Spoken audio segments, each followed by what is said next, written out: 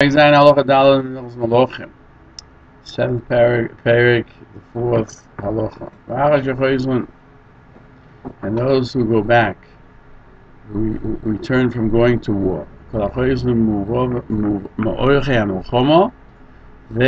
who are not going out to be on the front lines, take care of all the needs of those who do go to the front line. Furthermore, the army is divided up in two divisions, and every group there will be heads of that group. And we're not talking about the general in charge. The Melech was the head. The Ibn Sui and Amshur were the generals of the Melech. Rashi says Pinchas was the general at Machon Nesher. And here we're talking about those who are in charge of a legion, division, a garrison. And you place it behind every group of soldiers, strong warriors, the azim, and those who are very strong in spirit, ukshilim, with shabazal bidem, and they have pipes or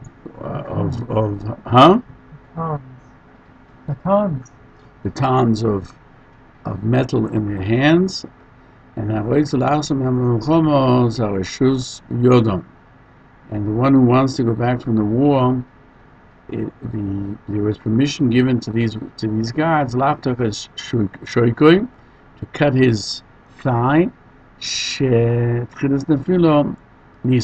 Why are they permitted to? They can't. It doesn't seem they can kill him. They can call him to.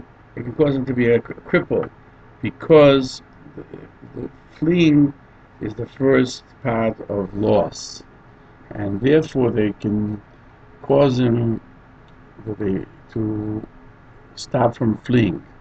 Because the Mishnah cites, if you place strong people in Gemara and Soita 44a, that you place strong people before them and behind them, and they have these batons of metal in their hands.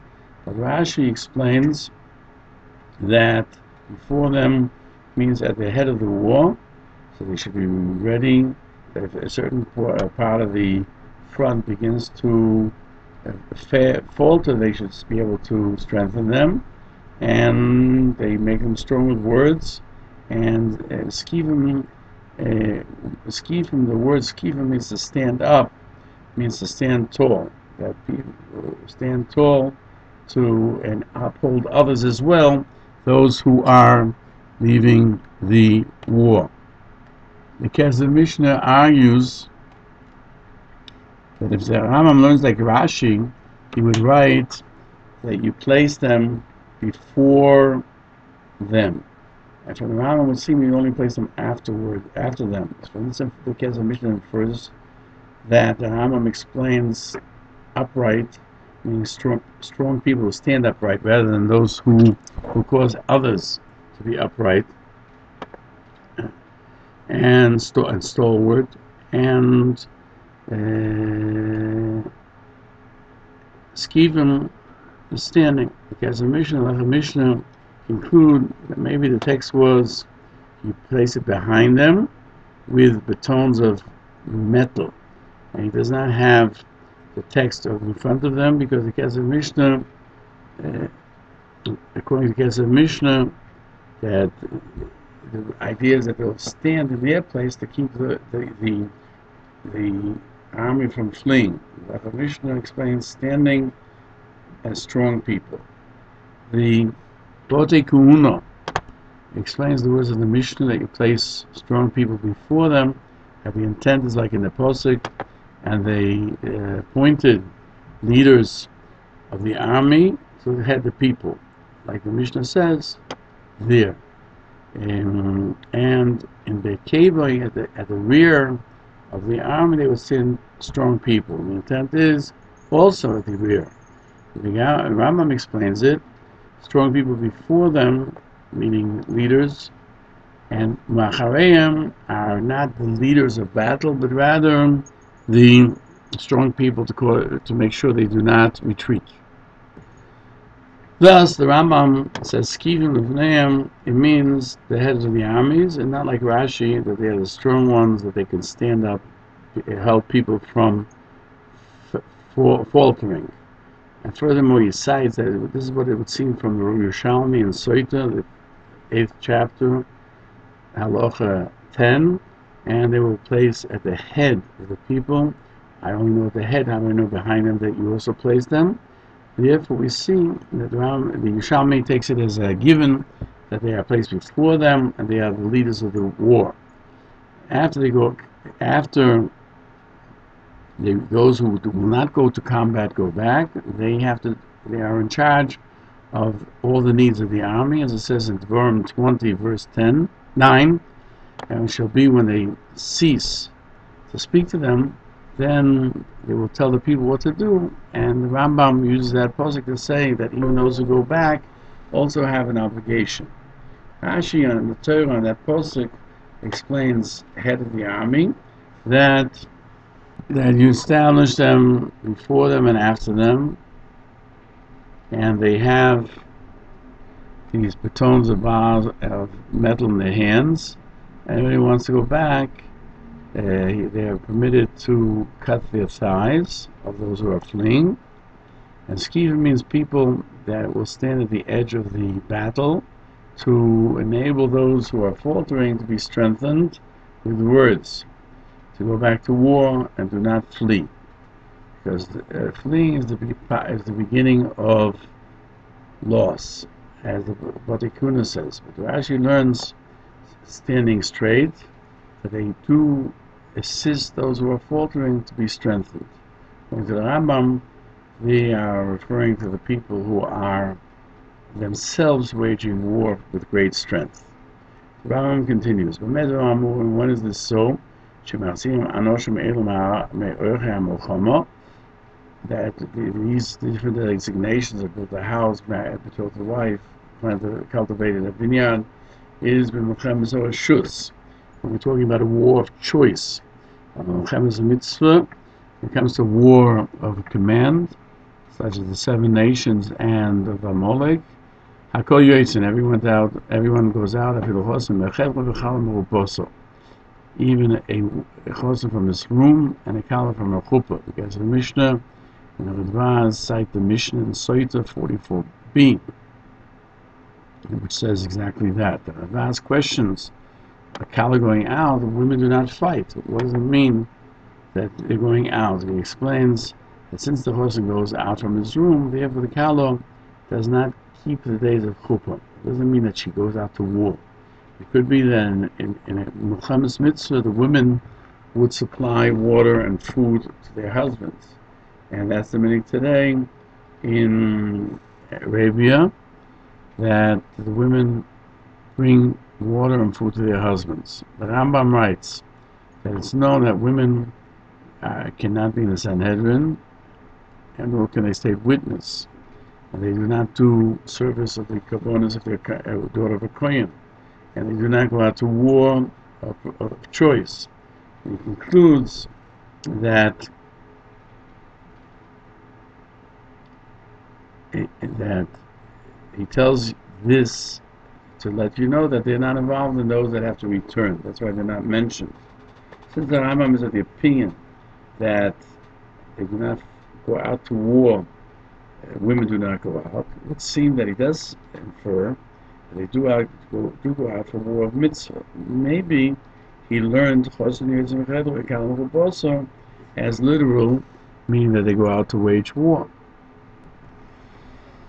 Chinuch in Mitzvah Tuflov Hay explains that the Melochim of the 7 nations is considered Melochim mitzvah, and it applies both by males and by females, as long as they have the strength to kill others. And the Melochim says that women are required in this mitzvah, like it says in the Melochim, that even a kala leaves her chuppah. The Chinuch continues that when it's a war of choice, women are not obligated, and he adds the mitzvah to deal with war of choice is only when Yisrael are on their own land, only by males who are worthy of going to war. capable of doing so. When the Chinuch cites a kalo means she goes out actually to go into battle in a Melochim mitzvah. Now, the obligation of women in Machon Nesher HaGodol. At the beginning of the Perek Hey, Rambam explained that Machon Nesher HaGodol it was one of the laws of command. The Chinuch mitzvah 603 writes that the mitzvah, remember what Amalek did to Yisrael, applies only by males because they have to do war and take and revenge regarding the enemy and not women. There was kind of questions because Amalek and Melochim mitzvah, and according to the Shitas HaChinuch, Moshe should be obligated on it. On the posik that they go out from the room and the kala from the chuppah, the Chazon Yecheskel says that it could be explained going out to pray, because the psukim are talking about by prayer, and that's the intent of the Mishnah. According to Ridvaz, they go out to supply water and food to their husbands. The Satmarov, Moshe explains the forbiddenness to draft women to the army, and he brings the words of Ridvaz that they give water and food, but to their husbands, it says, but not for the men, just anyone. That they don't have to do it, they have permission to be so promiscuous, even in a war of mitzvah. The Avnei Nezer says that the forbiddenness of not having a man's garment on a woman, etc., has to do with going out to war. That means that a woman, if she goes out with men to war, they will come to be promiscuous. The Rashash infers from Kala goes out from Chuppah that they do go out to war, and he writes this would seem to be a very unique situation. Maybe they go out to cook and bake for the people who go to war, but they do not go out to combat. And so Abdul Pardo says it can't be that women go out to war, and furthermore, from the posuk, that women are not obligated even in Machon Nesher HaGodol, as it says in Nai, they go to Bnei Ruvain, only men go out to war, and it would seem a logical conclusion that the women's nature is too soft and they cannot wage war. As the Gemara tells us in Mitzvah 97a, that a man that was killed by a woman, that's a very difficult situation to say that we can judge or claim such a claim. We have to explain,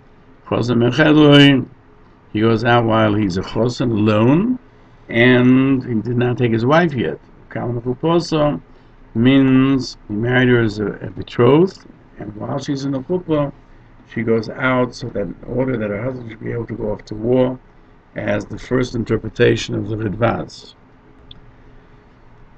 In the Sefer Ein Osher, he says, from here it would seem that even on women there's an obligation to go to war, and he adds that's only like we find in Shoftim, that the woman threw on Avimelech at the top of a grinding mill to kill him. Or like Sarah Bas Osha, we find that she threw from the top of the wall the head of Sheva ben Bichri, because he rebelled against David, like Judas, in the days of the Chashmonoim. But she's not obligated to go into war with armor like men.